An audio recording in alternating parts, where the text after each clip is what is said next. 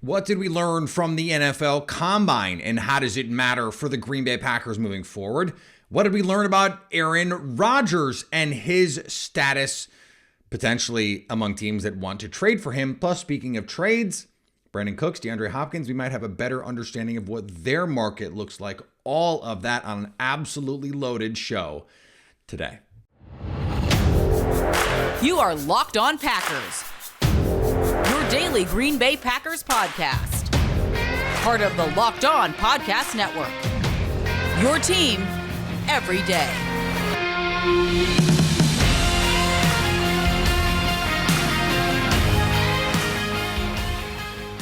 You are Locked On Packers, part of the Locked On Podcast Network, your team every day. I'm Peter Bukowski, and I cover the Packers for The Leap, a newsletter I would love for you to subscribe to. Follow me on Twitter, Peter_Bukowski. Follow the podcast on Twitter, Locked On Packers. Like us on Facebook.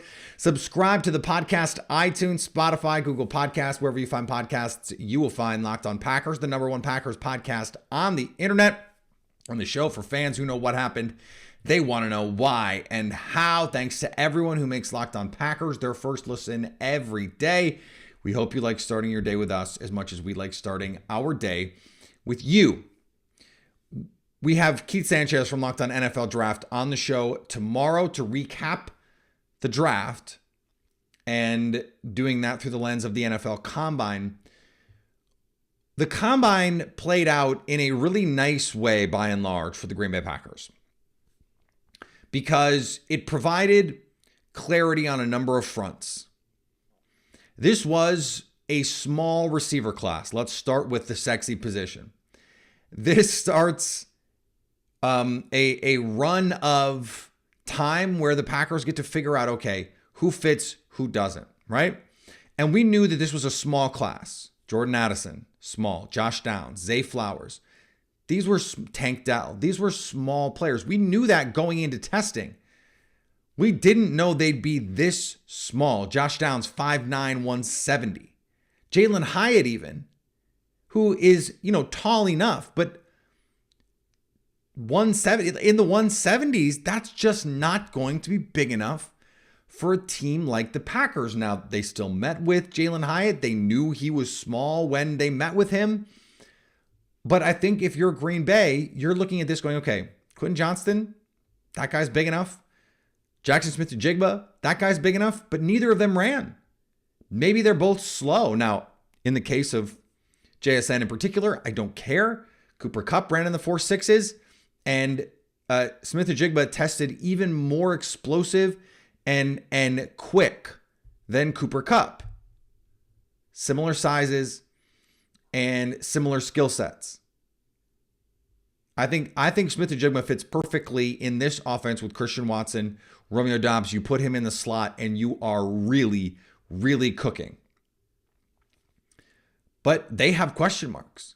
So this class, it's not the best. But I think you have some guys in the top 100, someone like Cedric Tillman for the Packers helped his case. Trey Palmer from Nebraska helped his case because they're big enough. They're fast enough. This is turning into a Stuart Smalley sketch for some of you who are old enough to understand that reference. I'm good enough. I'm smart enough, and doggone it, people like me. Big enough, fast enough, and played at a relatively big school. In the case of Tillman, it's Tennessee. Palmer, it's Nebraska. So there's going to be a small number of receivers who are going to meet the criteria. So that's problematic for Green Bay, number one. But the good news is they pick at 15, which in this class means they're probably going to get to pick one of those two guys that I mentioned if they'd like to. Smith-Njigba and Quentin Johnston. And then you probably wait until round 2, round 3 if you needed to. But those guys, a lot of smalls. And the Packers, generally speaking, don't like smalls. That fits perfectly, though, with what's going on in the tight end class. The tight end class is pretty incredible. And we knew it was strong coming in. This is something we talked about last week, that these top guys, really good. Dalton Kincaid didn't work out. He's dealing with a back injury. But you've got Darnell Washington, the second best 3-cone at the combine, and Smith-Njigba ran the best one. Washington has like 60, 70 pounds on him. His movement skills are unbelievable. Now, there are some question marks off the field with him, going back to his high school days. And so we'll see how that plays itself out. But Sam Laporta tested well. Relative athletic score over 9. Michael Mayer, he tested fine. He is what he looks like on tape. A solid athlete who is the true why of this class. You can play him in line. You can play him wide in the red zone. He's terrific. You've got someone like, I mentioned Sam Laporta, Davis Allen, other guys who tested really well, who may be that sort of like day 2 flyer type, or even round 3, just like throw athletes at the problem. I think you're going to see Green Bay take a couple of these guys in this draft, and this is the draft to do it. This is the draft to do it. And it is interesting to me that the Packers have not always prioritized athleticism with these high-ish picks at tight end the way that they have at other places. Josiah DeGuara, not an elite tight end. Jay Sternberger, not an elite athlete. Jermichael Finley, believe it or not an elite athlete. A good athlete. Josiah DeGuara, a fine athlete. Jay Sternberger, fine. But not, Dawson Knox. They could have taken Dawson Knox instead of Jace. Elite athlete. They have not always prioritized it the same way. Unclear why that is. But in this class, they almost don't have a choice because all of these top guys are great athletes. So that fits perfectly with a team that needs that athleticism. Now, the safety class. This has been a popular pick at 15, Brian Branch, or day 2, some of these guys. It's not great. It's really not great. They came in slow. They came in small. Brian Branch, under 6 feet, under 200 pounds, and then ran high 4.5s. Like, I understand the idea of, it's more important that they can play football. Yeah, it is. But we're talking about outlier kinds of size and speed, especially for the Packers. They just don't do that. Clinton Dix did not run fast, but he was 6'1", 200 plus pounds. Those are the kinds of players that play safety in the NFL. And Brian Branch was a slot corner basically at Alabama. And he didn't test like a guy who looks like he can play slot in the NFL. Especially not if you're running high 4.5s. You just can't run with receivers. And by the way, that shows up on tape.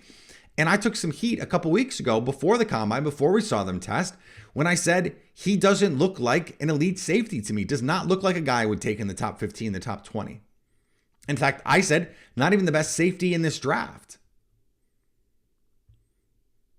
A lot of the concerns that I had, the athleticism concerns, if you're going to be a guy who hangs his hat on being able to be a slot player, then you better test like a slot corner. He didn't. That's a problem. And so for the Packers, I am even more resolute in believing that they are going to go the free agent route with these safeties. And this is the beauty of having, I know the draft isn't before free agency. There are some people that think the draft should be before free agency, but you get the combine before free agency. The Packers know who are in this class. Teams know who they're going to have the opportunity to pick. Now, they don't know who they're going to get to pick, but they know what the pool looks like.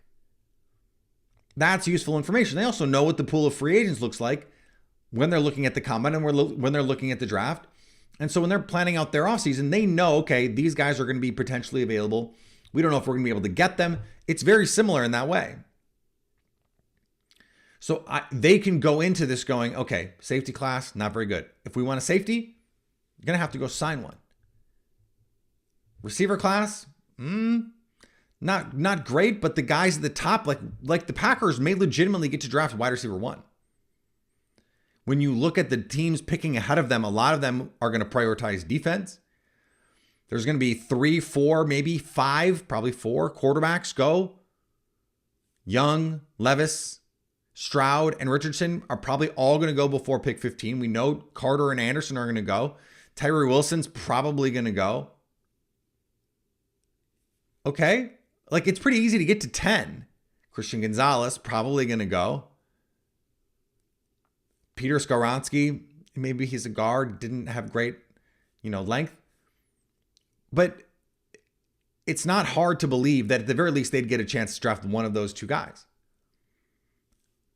Does that mean you have to be as aggressive at receiver? Maybe, maybe not. Depends, I think, on who the quarterback is going to be, though. Maybe it doesn't. Because if you're going to go out and get a veteran, and they should, we're going to talk about that at the end of the show, maybe you're not as worried about just saying, let's throw capital at the problem. And it's not even really a problem, but you could never have too many of these. So I don't think it's good or bad for the Packers, because we kind of knew going in what the deal was, but it clarifies a lot as we try and figure out the best path for the Packers to move forward here. All right, we're going to talk about Aaron Rodgers, and we're going to talk about the receiver trade market coming up in just a second. But before we do, today's episode brought to you by our friends at Built Bar. I had one today. We had a party at our house on Saturday with some friends over, and so we had a lot of leftover food. But it's a lot of the kind of food that, like, you don't really want to eat 2 days in a row. Like, I made sliders. I made fried chicken sandwiches that were really good. We made all kinds of dips and stuff. And so I needed something that still tasted good, because I'm in this mood. But I needed it to be a little bit more healthy. And the beauty of Built Bar is it's a lot more healthy, but still covered in 100% real chocolate. 130 calories, 4 grams of sugar, but 17 grams of protein. And now you don't have to wait for Built to deliver your order. You can walk into a Sam's Club. You can walk into a Walmart and get yourself a box. So go do that. Why would you wait? Just go. If you're going to go do your shopping anyway, just go and grab yourself some Built Bars, and you can thank me later. So, some conflicting reports on the situation with Aaron Rodgers. And, Vic Tafur from The Athletic said the Raiders are out. They're not interested in Aaron Rodgers, which is counter to what I have heard about their position on this. But I do believe that they are conflicted internally about what they're going to do. Dan Graziano from ESPN reporting that the Packers and Aaron Rodgers in particular, still in the mix in Las Vegas. Again, that fits with what I have heard here. The Jets, we got this report. I love this. This is so good. We got this report that Derek Carr is very interested in the Jets. And that was one of those, like, the Jets saying, we don't want to pay your price. We're happy to sign Derek Carr. He wants to be here kind of situations. But all of that being said, it's been now reported multiple times that Aaron Rodgers is the Jets' number one. So if we know that, it's kind of hard to negotiate from that position if you're New York, because the Packers know that too. So again, we don't know what's going to happen with Aaron Rodgers. We might get a tweet, at 3 o'clock in the morning, Sunday night, Monday morning, and blow this whole podcast up. By the time you listen to this, we may know the future of Aaron Rodgers, but it seems like there is jockeying for position right now. Some questions. Is Carolina interested? Are they not? Conflicting reports on that. If they're interested in Derek Carr, why wouldn't they be interested in Aaron Rodgers? Adam Schefter over the weekend said it's a return to football or retirement. And he speculated that a return essentially meant the Jets, that the Packers were ready to move on. Tom Silverstein wrote a column saying the Packers are, there's not even any reading between the lines that needs to take place here. It's just Brian Gutekunst saying, we're ready to move on. Now, of course, he didn't. But Tom read those comments from Brian Gutekunst at the Combine very much the same way I did, which is to say it was not even a tepid endorsement of the return of your 4-time MVP. It was a, we'll get there. We'll get there later. We'll figure it out at some point. what the future of Aaron Rodgers is. It has to make sense for both sides. All of that stuff. It does seem like this is, look, if you've been listening to this show all offseason, you're going, we know, guy. You think that they're not going to be together. Yes, that is what I think, but that is because the preponderance of evidence supports that claim. We'll see. We'll see. But the Jets seem awfully interested. There are going to be other teams. Kurt Benkert, former Packer, said he threw out the Dolphins and said he thinks that now they don't have a first-round pick. Could you get away with like Javon Holland and the Dolphins' second-round pick for Aaron Rodgers? Maybe Javon Holland and a future conditional 2024 pick or whatever. It's interesting, at least. That would be pretty fun. Aaron Rodgers in Miami throwing to Tyreek Hill and Jalen Waddle. Can you imagine that? And if you're, Stephen Ross in Miami, you're going, sign me up for that. And this is why it's so funny when people say, oh, they're not going to get that much. No, all it takes is one crazy owner, and the crazy owners are everywhere. Dan Snyder, crazy. Mark Davis, crazy. David Tepper, desperate for a quarterback. Woody Johnson, desperate for a quarterback. The Benson family with Mickey Loomis, like the Saints. There are so many teams that are so desperate for a quarterback that the idea that Daniel Jones might get $40 million a year, but a team wouldn't talk themselves into Aaron Rodgers is just ridiculous. If he's traded, and I still believe this is actually a when, not an if, but if he's traded, a team is going to pay real stuff to get him, because if it seems like it's going to be a second round pick, another one of these teams is going to swoop in. The Jets making it no secret. Like, don't you think if it was so obvious that he was going back, and I still get these like tweets from Packers fans and texts from my friends that are like, he's coming back, everyone knows. If it were so obvious that was going to be the case, wouldn't Nathaniel Hackett like give the team a heads up, like, hey man, Aaron Rodgers not coming here? And their leverage with Derek Carr, like, it's kind of like, who cares?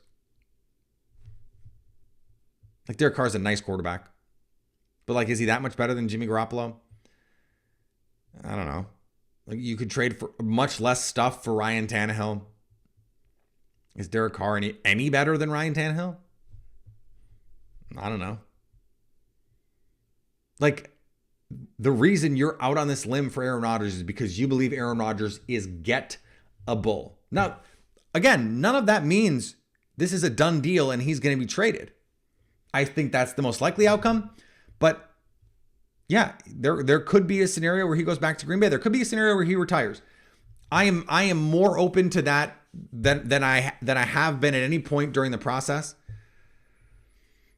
Just because it's sort of like the longer this goes, the more we're like, what is going on? Why is this being dragged out? Either play or don't.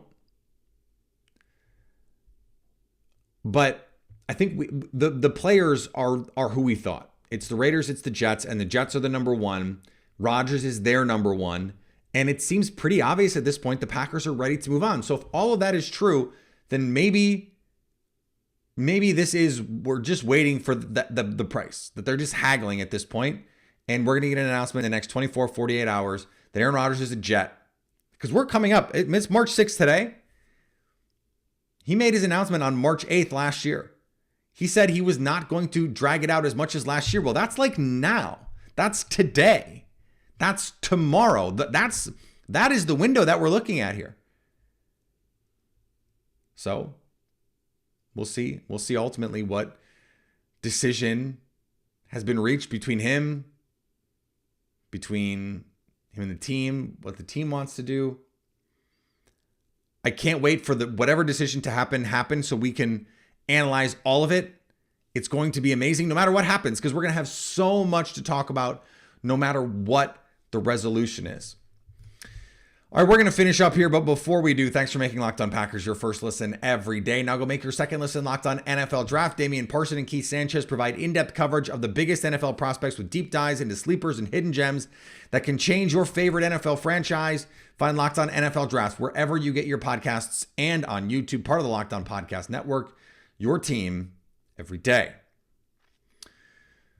The last part here, Chad Graff, he used to cover the Vikings actually, said coming out of the combine that the buzz, and remember that the cool thing about the combine is a lot of deals get done there. This is actually the unofficial start of free agencies at the combine.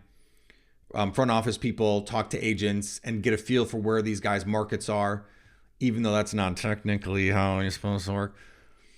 And that DeAndre Hopkins, we know, is on the block. Brandon Cooks has said he'd like to leave. It sounds like DeAndre Hopkins can be had for a second, Brandon Cooks for a third. Now, that's not going to end up being what the price is, because especially if you're Houston, you want to send Brandon Cooks somewhere he wants to be. And maybe who the quarterback is in Green Bay is going to affect that. Maybe he wants to be close to home, which could mean Dallas makes more sense than anyone else. And that's what he's hoping to do is like force his way to a situation. Specifically DeAndre Hopkins, he's got a lot of money due, so can he, he might be more limited in where he can go. That's a better spot for him in the moment. It is interesting though that the Packers are clearing all this space, because suddenly they have a nice amount of space, even when you include what they need for the draft and what they need potentially in an Aaron Rodgers trade. And by the way, we'll see, because if Aaron Rodgers is going to play, this contract needs to be reworked. And can it be reworked in a way that even if he's traded, it's less money in terms of a hit on the Packers to make it more, appealing to them? I don't know. We'll see. That would be the one reason why you'd want to try and maintain some leverage of like, hey, we want you back, just in case. Like, okay, it can be a concession to him to say, trade me and I'll do the X, Y, and Z with my contract. But one of the reasons why you'd want to have a little extra cushion here is for guys like Brandon Cooks, for guys like DeAndre Hopkins, and then also for the Jordan Poyers of the world, the John Johnson IIIs of the world, the Corey Davises of the world, so that you have some money to go out and make this team better where you have the opportunity to. You, if you're the Packers, want to figure out a way to add to this team. Because Jordan Love, Aaron Rodgers, you're trying to win now. This team, I know that there is this idea out there that if the Packers go to Jordan Love, they're rebuilding. That's nonsense. That's nonsense. Now, it may turn out that they're not very good because Jordan Love is not very good, but the intention is to win. And so they're moving money around right now, and they're trying to work out what's going on with David Bakhtiari. I don't think it is a coincidence that we don't have a solution or a resolution with Aaron Rodgers. And we don't have a resolution with Randall Cobb or David Bakhtiari, but we did get the word that Randall Cobb is mulling his future, had surgery to clean up an ankle injury. Brian Gutekunst said the intention is to have David Bakhtiari back on this team, that they're trying to work on that contract to make it a little bit better. There's some bonus money that can be moved around for the Packers. I think they're trying to bring back Allen Lazard, irrespective of what happens, because of what his value is to this team. Now, if it's going to be $12, $13, $14 million a year, probably not going to be in Green Bay. If it's going to be 8, even if it's going to be 10, like, I think Allen Lazard is a better player than Marquez Valdes-Scantling. I just do. And so I love the speed, but the Packers have the speed. I think that the receiver group last year, you put a tight end in there, for example, you really have something.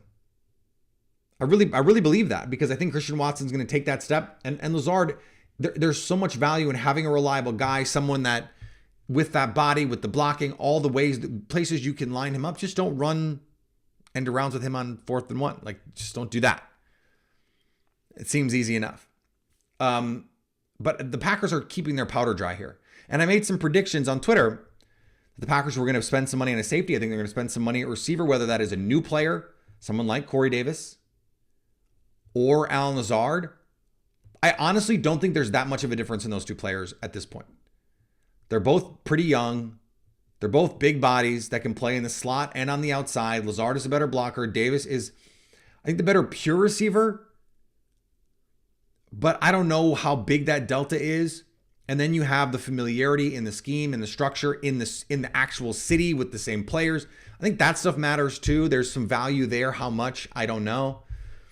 I think Davis probably is going to be honestly cheaper, but then if that's the case, the market is telling you the NFL thinks he's the better player. But still, I think they're gonna sign a veteran, whether that's Lazard or Davis. I think those are probably your two best options. Sign a safety, and then there's going to be that value guy. I have suggested a couple of times on the show that that's going to be Mike Gesicki. If he can be had as a value guy, if he's going to get, $12, $14 million a year off the table. But if you can sign him for, 1 year 6 on a prove it deal, even 1 year 8 with a void year or something in there to make it a little more palatable, I think that could be something that the Packers do. They don't have to be as under the salary cap as they are right now. And look, I think all signs are they're trying to find ways to make some moves here, regardless of who the quarterback is. And that is, of course, the right position for them to be in. All right, Keith Sanchez on the show tomorrow, Locked On Packers, as we dig into the combine, as we head toward the NFL draft. Of course, if anything happens with Aaron Rodgers, we're going to be on top of it. Follow me on Twitter, Peter_Bukowski. Follow the podcast on Twitter, Locked On Packers. Like us on Facebook. Subscribe to the podcast, iTunes, Spotify, Google Podcasts, wherever you find podcasts, you will find Locked On Packers. And we are going to go live when we have an Aaron Rodgers decision. So go subscribe to our Locked On Packers YouTube page to stay Locked On Packers.